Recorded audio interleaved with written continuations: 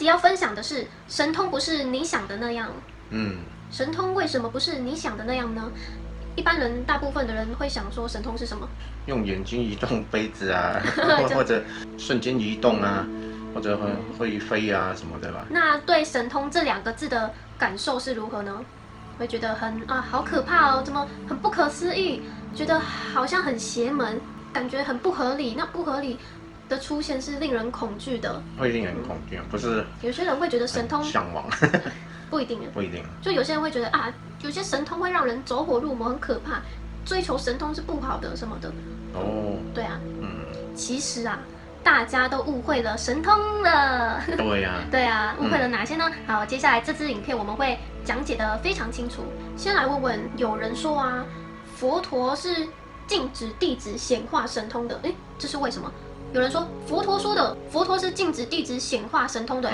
对啊，你们怎么可以讲神通？怎么可以讲第三眼？禁止显化，禁止有神通其实佛陀没有禁止有神通，因为佛陀也知道说，在修行的过程当中，难免会显发一些神通，尤其是你入定有定境以后，然后就自然会显化一些功能。对啊，佛陀说不能去宣扬这些东西的道理，是因为佛法是一个以明心见性为导向的一个教学的系统。那如果我们太偏向注重神通，或者是让别人看到神通，别人就会很执着那个神通，哇，我也要追求神通，我也要追求神通。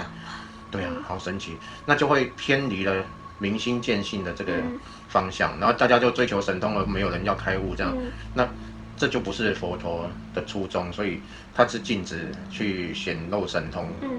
因为一显露神通，大家一定觉得神通很神奇，然后就他很向往那个东西，就不是要追求开悟变成这样。那所以就禁止弟子去显露神通，只谈正法。所以是也不建议其他人求神通这些。不建议。它只是一个附属品，就有点像手机一定里面附带计算机的功能，那计算机不是主要的这样。对啊，那神通就有点像一种功能性这样，但是这种功能性其实是很粗浅、很薄弱的。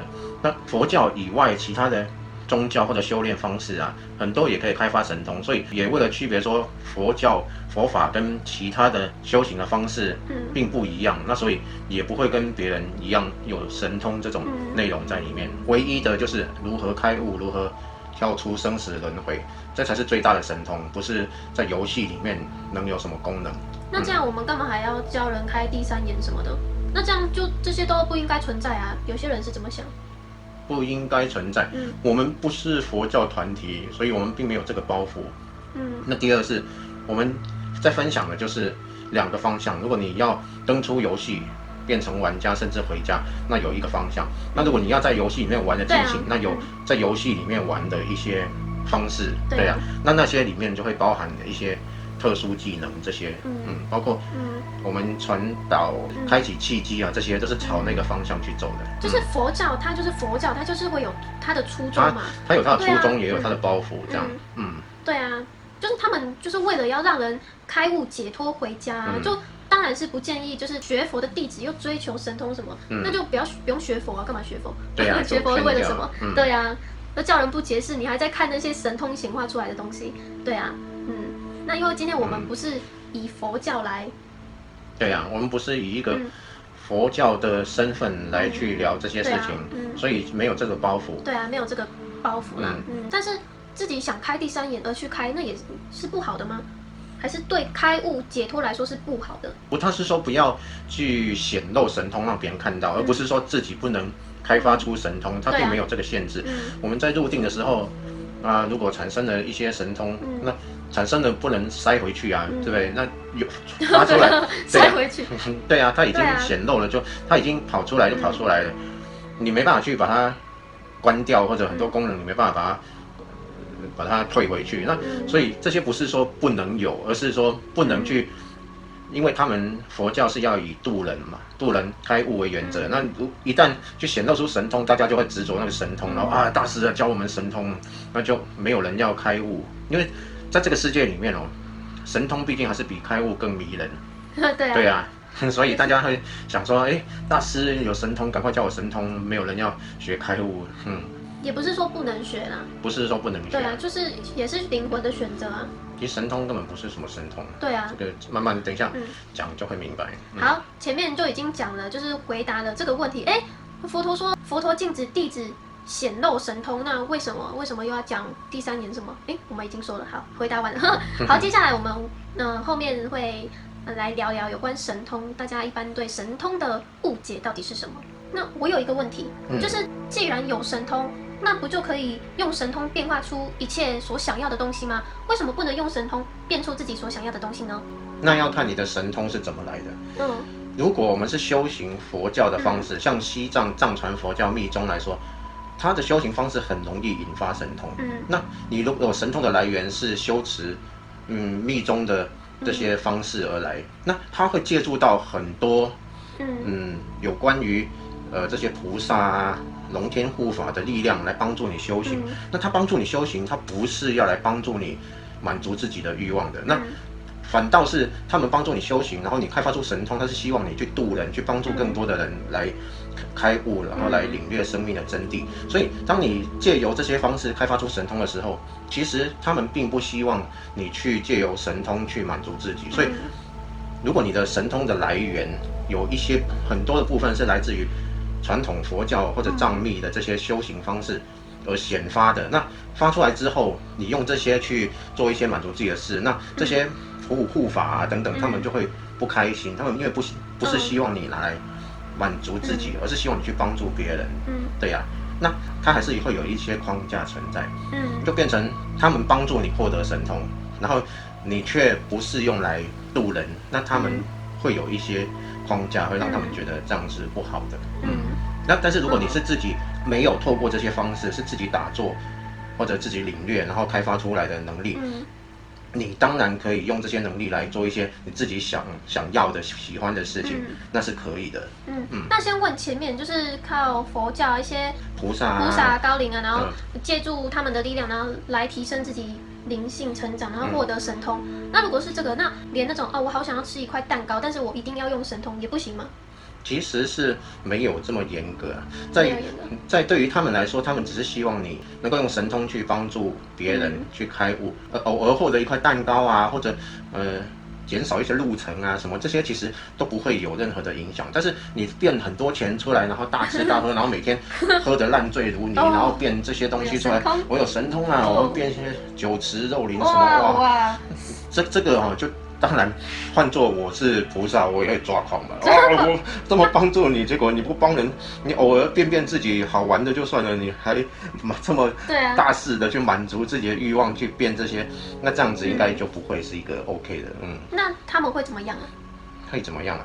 可能会稍微惩罚你一下之类的。真的？对呀，至于会怎么一种方式，这个就不一定了。这种情况用神通，结果不是帮人，然后就来享受一堆钱，然后酒池肉林什么，那算魔吗？那算走火，那算是魔了，就是你的心魔已经发作了，就是你明明修持佛法，然后而且你领略到生命的一些真相，所以你才能够显发一些神通。那显发之后，你不是更往内在走，而是更物质化，又回去这个物质世界，然后用那些能力去进入物质界，这样子等于是本末倒置了。就是你原本是应该更开放、更开阔，然后结果是更沉沦，那这个就是算是着魔了。但是你说神通就其实就是显化，显化就是神通。那你又说，大家不一定要用神通啊，用显化就好了。那这是什么意思？怎么回事啊？不是两个都一样？显化就是神通，神通就是显化。显化是神通，神通是显化，这个是一个。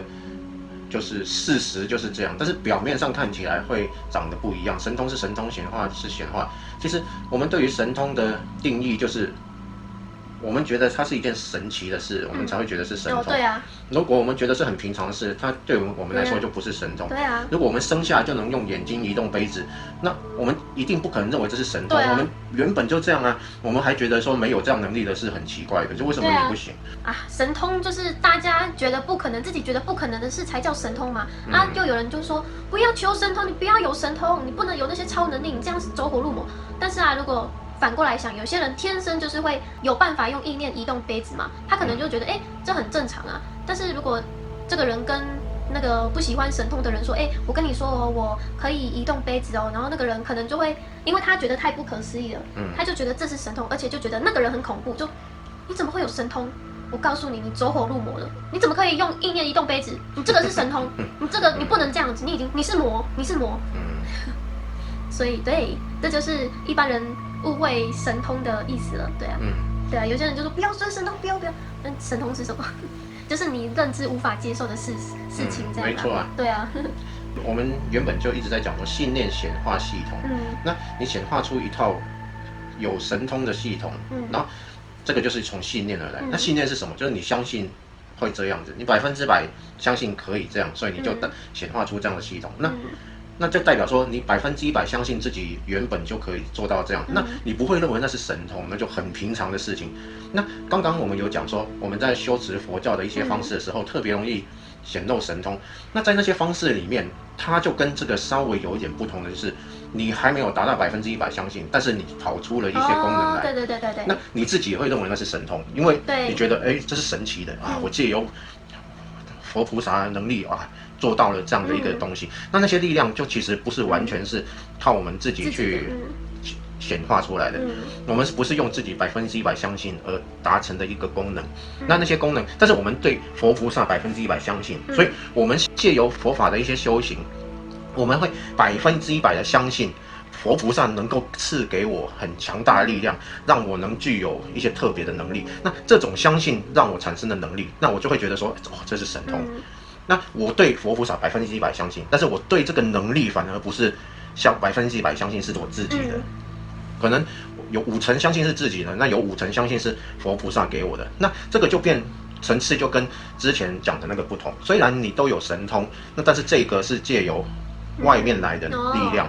会有一些这样的一个成分在，那当然你既然相信会借由外面来的力量，你一定会受到某种外面来的框架所约束，这也是正常的。那这个就不同，这个你是自己觉得，我就是可以啊，就像一个人，我觉得我可以跳起来，可以跳1公尺，那这个他会觉得很平常，因为没有什么啊，就本来就这样啊。对啊。但是对于一只小狗来说，可能跳1公尺，它觉得很高啊。对啊，这个就是你认知的问题，你自己信念是不是能达到那边？其实对于一般情况来说，没有神通的存在，就是你没有办法100%相信，其实你是达不到、做不到的。对啊，所以啊，其实不管是显化还是神通，其实全部都是显化啦。信念显化一切。只是说一个你是觉得很合乎常理、很正常的，就例如说你显化想要有1亿好了，那你可能花了1年的时间，然后有过程，然后慢慢赚到钱，赚了1亿，这样，那这个就是很正常自己赚来的我还有过程，我还去做什么？另一个显化就是不可思议的，那叫神通，就是我想要显化1亿，然后结果隔天睡起来，哇，有1亿了，在我的户头，对啊，那就是神通。因为你自己都觉得自己都觉得不可思议。那你不是说，如果你信念够强大，你也可以就是睡觉，就是什么新亚特兰提斯，或是1亿有1亿，那那就是神通了。但是你不会觉得是神通因为你觉得理所当然，对啊，你才会显化出来。你没有真的相信，你也显化不出来。你真的相信，你就会觉得理所当然，本来就这样啊，这有什么神奇的？你不会觉得那是神奇的。所以其实对于我们自己来说，真的没有所谓的神通这回事。你自己都相信本来就这样，所以它本来就这样。那这样其实自己不会觉得很神奇。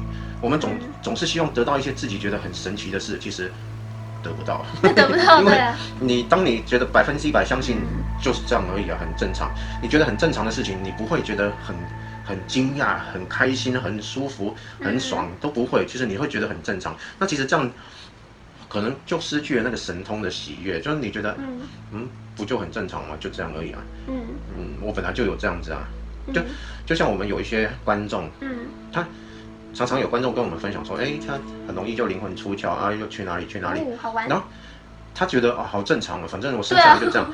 那但是对某一些观众来说，很积极努力的练习灵魂出窍，然后都没办法出窍。那有的观众，好不容易出窍一次，好棒啊，好赞啊，然后他就觉得很开心、很兴奋，因为那对他来说就像神通一样他第一次享受到神通的乐趣，真的太棒了。但是如果你生下来就这样，你哪里会觉得有什么特别的？不会像我每次灵魂出窍都好开心，我是因为不会觉得不可能，所以我才能出窍吧。对呀、对啊，所以就是相信了自己已经有这种可能性。那所以呀、如果是完全没有接受到宗教的帮助，一些高龄菩萨的帮助，完全就是靠自己的力量，然后开发神通什么，就可以用这些神通变出自己所想要的人事物吗？当然可以啊，那就等于是显化。就是变出那些觉得很惊讶、不可思议的事情，不是那种一般显化，我就是要变出1亿那些的。可是你如果觉得变出1亿是不平常的，你很难变出那个1亿。我的意思就是我就可以变，我有神通，我要变出我觉得很棒的事情，就是很庞大的数字，可能1亿或是100亿。所以你相信你能变出这些钱，你就变得出来。那你既然100%相信，你其实不会那么觉得说，很厉害或者很不可思议。对啊，就是相信变得出来，但是我就觉得哇，好爽哦，很庞大。对啊，你会觉得开心是没有问题的，就是你不会觉得很不可思议。我靠，我自己怎么会变出这么厉害的事情？就不会，就是不太会有那种哇，我不可能，不会有那种不可能。那像可以用神通瞬间移动到别的地方吗？可以啊，用灵魂出窍就可以了，很快。灵魂出窍。对呀。那就不是神通啊。灵魂出窍本身也是一种神通，也是一种神通。对，其实它算是神足通的一种，就是你可以移动到你想移动的地方，去看到你想看到的景物，这样。就是跟这个世界的眼耳鼻舌身意是一模一样的吗？触感是一样的，触感都是一样的。全部都一样吗？还是有一些是连灵魂出窍的还是没有办法到达的？灵魂出窍一开始我们的触感会无法显现，就是我们可能会穿过墙壁或者手穿过石头，我们要摸一块石头。我第一次灵魂出窍的时候，我想从房间出去，不是，但是然后它门是关的嘛，然后我想要出去，想要穿过去，但给我卡在那边，没办法出去啊，然后就感觉硬硬的，怎么都没办法出去。这个，因为你相信那个是门会挡住，其实。在灵魂出窍状态，就是我们相信什么，它就会是什么。我相信可以穿过它，就可以穿过。那我们相信，我们去碰触它的时候有触感，还是可以有触感。对啊。对啊。那这个你说是灵魂出窍，但是我说的是更直接，更直接也可以这么说，就是不是灵魂出窍，不是我睡觉或打坐灵魂出窍，那很简单啊。我说的是身体直接瞬间移动。肉体。肉体，其实肉体对我们来说只是一种信念。其实肉体跟梦中的身体其实是一样，我们梦中以为自己是肉体，我们现在以为是肉体。那如果现在我们以为的不是肉体，而是以为我们是梦中的身体，那它就会具有梦中身体具有的作用。那我们就可以在现实世界使用像灵魂出窍的能力，那其实就可以移动了。那只是说在现实世界中。有一些，它也不是限制，就是说，当别人他的信念没有办法超过这个范围的时候，他是看不到你使用这些功能的，就是你即使用了，他也看不到这样，因为他不相信有这回事。除非他开放到是可以接收的为止。那如果说我现在在家里，而我妈妈就在我旁边呢，然后我用神通瞬间移动到美国，那我妈看到的又是什么？那些美国的路人又看到的是什么？你妈妈可能就认为你本来就不在那里，她不会认为你在那里。可是我在她旁边啊。但是你已经移动到别的地方了。就是在她旁边瞬间移动到别的地方，我还跟她说：“妈，我要去美国了，拜拜。”她可以专注在她的事情，然后看不到你在做什么，没有感受到你在做什么，她会忽视。就是我刻意在她面前，然后去美国。这刻意没有用的，因为那刻意是你的信念，在她的信念系统里面。并没有这件事，没有你刻意显露神通这件事，因为他不会认为你是具有神通的，所以他根本看不到你有神通，所以他要么就认为你一直还在那里，然后他做别的事，他感觉你就在旁边，然后要么他就认为你原本就不在那里，所以这件事对他来说根本不存在，就是你要么就还一直在那里，他认为是这样，要么就是他认为你原本就不在那里。那你到了美国之后，美国路人你忽然出现在那个街道上，那些人会看到什么？他们就是觉得就忽然有个人从他旁边走过去，就只是这样，可能擦肩而过，就觉得你是从前面来没注意到你，现在你在旁边擦肩而过，感觉到的只是这样，他不会觉得有个人突然出现这样，不会啊。那如果信念系统已经开放到觉得人是可以瞬间移动的，相信这个的人就可能看得到。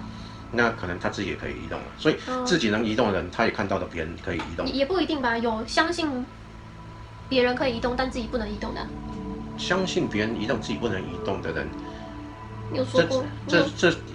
这会有，但是就蛮可惜的，他已经几乎具备了自己可以移动的条件。你之前有说一个故事啊，就刮牛壳的故事。没错啊，神通基本上是一个不存在的东西啦，就是你自己如果认为那是神通，那就代表说那它对你来说是神奇的事，神奇的事你自己其实不容易达到，除非你自己认为很正常。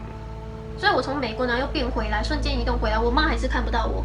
你妈可能就觉得说，你刚走过来，怎么有一阵风飘来？你哪时候来的？我怎么不知道？她只是觉得是很正常。你刚刚可能就在别的地方走过来，然后没有注意到你。我们就是用我们的信念去看待世界，所以他看你就会用他的信念去看待你，他就认为说平常会怎么发生的就怎么发生，他不会去感觉到那是一件很特别的事情。除非他已经开始注意到，你。好像不太一样。你最近学一些很特别的东西，你是不是有什么改变？那他开始对你有不同看法的时候，这时候才有办法稍微松动，就不然他认为你就是原来你，其实他看到就是原来的你，不会有什么特殊的变化。那你确定就是靠自身的力量，都完全是靠自身的力量吗？就是靠自身力量，然后开发神通，我就可以，要变好几亿就可以变，要变什么就变什么，那都不会有什么恶业啊，或是反面的结果啊。恶业反面的结果不会啊，不会有。就是他是以小我啊，自己满足自己的欲望啊，有这么好康的事吗？我想要在这世界用神通变出好几亿，那就可以变。曾经有一个我们的观众他说了一个很有智慧的话，他说菩萨在变化一个很大的事情，比如说创造一个世界，其实跟他变出100块钱其实是一样的，就是因为他不会觉得哪个是大的事情，哪个是小的事情，他在信念里面没有被这个困住。那我们如果觉得我们显化100亿是一件很大的事情，其实就不太容易显化出这个。才100亿而已啦。没错啊，一定是这样，就是这个事情在在宇宙里面，我们之前其实有讲过，你显化出一个鸡腿便当，一个鸡腿饭，是多么不可思议的事情，那细节多么丰富。其实这么困难的事情，我们显化出来，跟显化一堆钱出来，其实使用的信念并没有两样，只是我们自己会区分。他说，100亿超夸张的鸡腿便当太简单了。其实这个对于菩萨来讲是一模一样，就是他只是动用念头去显化一个现实，这并没有大小的分别。大小是我们信念上给他的，就我们认为大就大，认为小就小。我们认为很夸张的事，那对于我们来说就不容易达到。但是我们没有这个信念的时候，其实显化100块跟100亿其实是一模一样的，动用的能量一样，完全一样，不会有什么不同。哇，这个影片其实不小心在教大家在使用大神通这样。这个真的是可以扩展人的那个，应该会让很多人扩展他的格局。但是我相信能看到这里的观众也不会，我不知道多不多。格局也不会太小，不然也不会看我们的这种影片。其实那种就是可能一般人就是对这些灵性没兴趣的，尤其是看到标题，他原本认知就是他对于灵性什么神通第三眼这些，可能他听来一些错误引导的讯息，就说神通不好，神通怎样，然后就是有一些信念。那他可能如果看到神通这个标题，他就觉得这一定就是什么邪教，这一定就是什么怪力乱神，然后他自然就不会点开这部影片，然后就算朋友介绍给他看那不是每个人都能接受的，所以就是能看到，我觉得能看到这部影片，老实说，我是觉得蛮幸运的，就是自己显化的啦，自己显化的。有些人就是看不到，有些人就是看到了，扩展你的格局。有一句话叫“格局决定结局”。但是其实我们是。就非常希望大家都能知道这些讯息的啦，能让人扩展他的格局。但是就是真的是缘分是有些人可能比较物质欲望的，就很想要在这个世界就是要赚钱你们这些人是太闲是不是？整天在那边什么灵性神通第三眼，这些都是怪力乱神怎样怎样。但其实这些人都不知道。没错智慧。的你虽然对你要赚钱，但是你的格局就在100万好多1000万好多1亿好多。佛法讲说万法唯心造，那万法既然都是唯心造的，就所有现象都是心所创造，那心到底可以创造什么？什么都可以创造，万法都可以创造，100亿算什么？就不是什么大事了。万法都可以创造，就是所有现象都是我们心可以创造的。那其实什么100亿、1000亿，对于真的要显化那个数量的人来说，其实不是一个达不到的，它只是一个动用同样的能力。你创造鸡腿饭跟创造100亿，其实并没有什么很大的差别啊。可能我们分享的这些讯息内容啊，也是要给能看的、该看的人看，就是能真正领悟这些讯息的，然后让他受益的。有看到的观众，我觉得可能应该都是善良正面的吧，才会能看到这些，就是比较有智慧啦，所以他才能接受这份礼物，就是偏偏是那些很比较聪明，然后很计算啊的那些人，反而就不会看我们这种影片啦，就是我要怎么赚钱，一亿很多，那我要怎么投资，我要怎么操控，怎么计算的呢？就当然就不会看这什么什么神通什么，怪力乱神啊！赚钱最实在啦！你们这些人不赚钱穷死了，穷光蛋啊！那像我有1亿多，我已经赚到1亿多了，我是人生胜利组。1亿算什么？对呀，他觉得很多，那当然就对他来说很多。其实我有遇过。真的有遇过啊，就是说他对这些灵性啊什么的都没兴趣啊，就觉得这些好好笑，这些是什么啊？就是这根本就是跟他没有办法比较啊。他是一个有钱人，他有1亿多、2亿多、3亿多，好给他10亿好了，10亿你们这些人都在干嘛？就是这样的。其实也不是说那个钱就是谁钱多谁就厉害什么，就是你能把这些看得多轻松，因为很多人喜欢比较嘛，我有1亿，我就比那些，比你们这些人还要厉害，还要有钱这样，那有人有2亿啊，那有人有10亿，有人有100亿、300亿、500亿、1兆，那难道就是上面的都要看不起那些下面的吗？就是有1兆的看不起你只有500亿，有500亿的看不起只有100亿，对啊，就是对啊，因为他们不知道，其实他显化100亿，那跟另外一个人显化了一个鸡腿饭，其实他们是同样厉害的。对啊。对啊，不知道其实大家是在一个平等状态下，你显化出一个苹果，跟你显化出一堆钱，其实是一样厉害的，没有谁比较高深，比较厉害，没有差别啊。所以就是因为不知道这个道理，就觉得说，有所差别，有什么不同？其实，在梦境里面，大家能显化的能力几乎是一样的，没有不同啊。你显化出一个苹果，跟显化出一些钞票，那是一样的。所以我在想如果观众有这种经验，就是可能曾经被看不起过，就被可能有钱人看不起。所谓的有钱人，例如可能有些人觉得有1000万就是有钱人，然后你可能遇过有1000万的有钱人跟你说，你到现在我才赚多少？你存多少钱啊？是哦，你加油啦！我现在我才赚1-2年，我就赚到1000万，你怎么现在还在这里？真的是你真的这样子不行啦，好好加油啦！像你这副德性我看你赚10年都赚不到100万吧，就是，然后你就很火大你怎么这样子瞧不起人啊？然后就很生气，想要就是让他跌破眼镜，就是8点档的剧情这种。所以大家可以记得，你的格局是比这些人还要大1亿倍、1兆倍、好几兆倍的，对啊。1000万到底算什么？5000万到底有多少？很多吗？1亿，然后呢，10亿，所以嘞，100亿就这样吗？500亿、1兆这些东西其实都很渺小。我们现在大家在显化地球扬升，这是很大的一件事。地球扬升多美好整个地球都扬升。对啊，对啊，而不是显化一点点钱出来。对啊，你显化一点钱，你死活也带不走。老话一句，对啊。所以这集除了讲神通，还帮大家扩展那个格局啦。对啊，格局大一点，就不会有人在瞧不起别人这样。你赚多少钱啊？你显化几个鸡腿便当？你显化几个鸡腿便当？我显化2个，哇！我显化2个鸡腿便当，还有2杯西瓜汁，哇，好强，哇，好厉害！这个可以多多鼓励啦。对呀。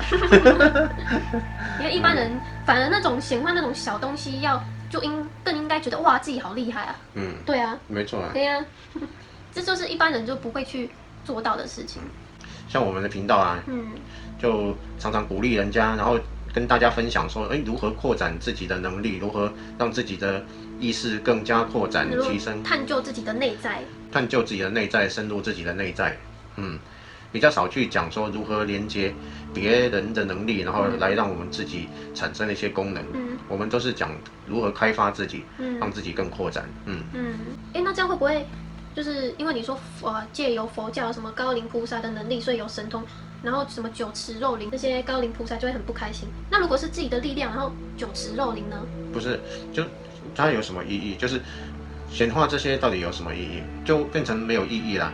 我们其实想要的是一个感觉，是一个我们得到一件事情之后的那个感觉。那如果我们很能显化一些东西，那我们直接可以显化出我们想要的。我们内在，我们应该搞清楚内在到底真正想要什么，然后去显化它。有人就说酒池肉林啊，我就是很享受这种感觉。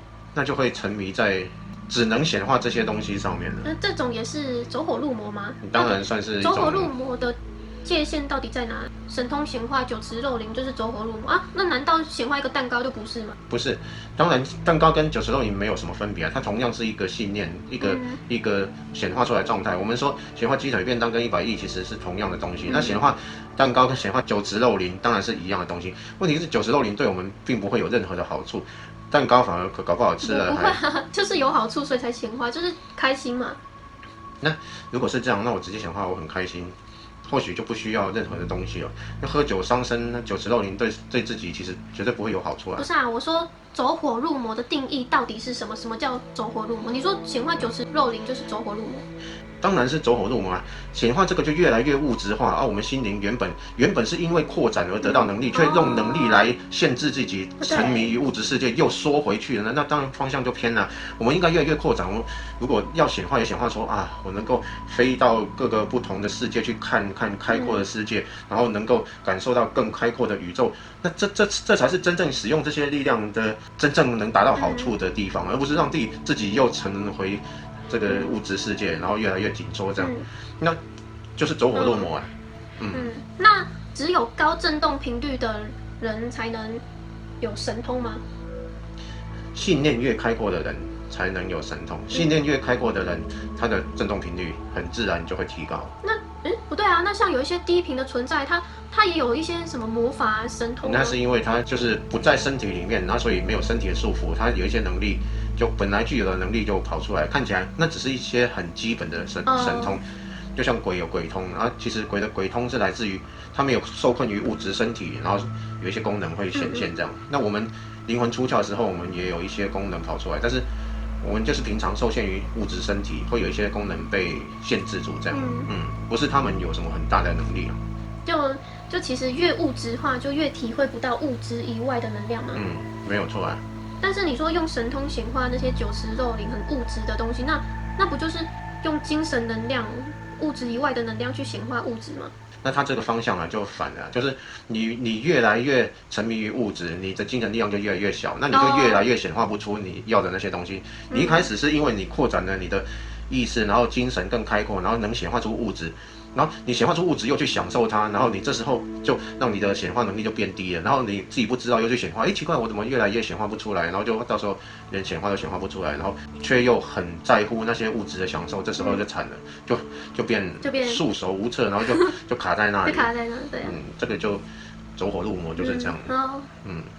今天其实已经长出一些秘密来，如果听得懂的人，会使用的人，相信会有很大的进展，这就看大家的悟性跟缘分这样。对啊，我们就真的很希望这些讯息是可以分享给大家，大家可以受益的。对啊，我们不求什么啊，人数要多少多少，我们看到的不是人数，我们看到的是哇，这么多人接收到这些这么让意识扩展的讯息，哇，我们好开心哦。对，我们不是 YouTuber， 不是看到人数哇，好多人。那所以自然也希望大家是看我们的影片是有受益的，真的有自己有智慧，自己有悟性，然后领略到这些因为这些影片或多或少每个人能理解不同，但是多少都能种下一颗种子，未来那些种子发芽了，他们会用他们自身的关爱，然后又去影响这个世界。所以我们是非常开心的。那开心绝对不是说啊，我们好有人气，我们是网红，我们真的没有要当这些的。但是我们是真心希望这些很棒的讯息能分享给这个世界。对啊，对，是我希望啦，我就希望这些。这讯息能够分享给世界，所以我就把墨子给拖出来，因为我自己没办法讲这些讲这么清楚，那墨子讲就是最清楚的，所以我就把他拖出来。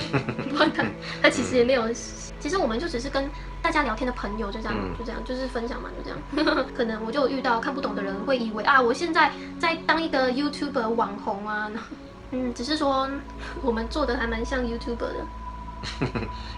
也不太像了，也不太像，对啊，就是还做封面呐、美对那些啦，对啊，还有什么片头片尾，就想说这样比较美啦，对呀，就是这样很棒啊。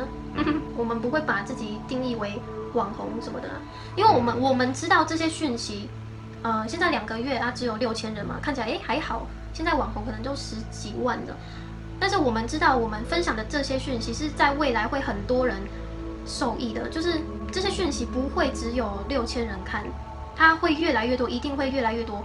我们知道是这样的，就是注定就是可能破100万都有可能的啦。所以在这边先跟各位说，就是我们不是要来当网红什么的，但是每个人的选择不一样啦。就有些人就喜欢当小粉丝，很可爱这样，就说我是你们的粉丝，那也可以啦。但是其实我们跟大家都是一样的，都是好朋友哦。我们都是一样的嘛，对啊，不用太严肃这样。墨子，我跟你拍照先。不用拍签名。就是先说一下这样子，就我们其实就是希望就是分享完就静静的，可能去美丽的地方度过2人的时光这样子。我们也想总有一天我们也会露脸啊。总有一天也会露脸，那就没办法。但是就是对啊，就是希望大家可以知道，我们不是网红，也不是什么名人，就是对，我们就是一个很普通的人，就是这样。好，拜拜。拜拜。